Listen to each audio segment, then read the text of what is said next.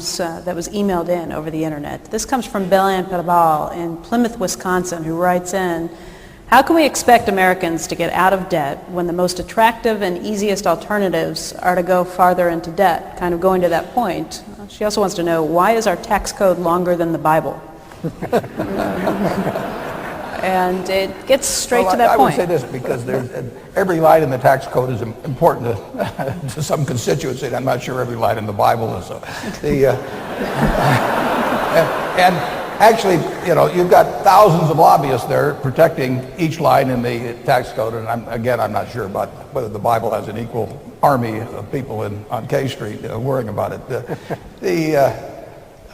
Our tax code is an attempt by various interests, divided by income, divided by demographics, all kinds of things, for people to get more of the pie. Now, the question was raised about savings and taxation.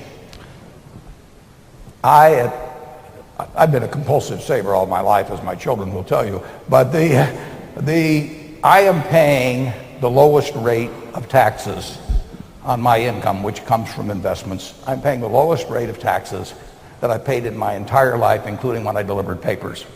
I am paying a 15% rate on dividends, I'm paying a 15% rate on capital gains, and there's no payroll tax attached to that.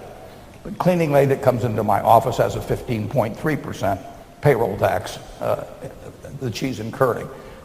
Investors have never had it better in terms of taxes. I mean, you've got 401ks, where you don't pay till many, many years in the future. You've got the lowest rate on dividends, capital gains. I worked in environments where capital gains rates were 39.6%.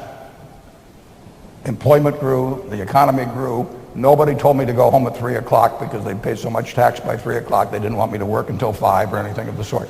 So investors have it extraordinarily good, and they have it good, frankly, because they've lobbied for it. I mean, they have a strong constituency, and my cleaning lady doesn't.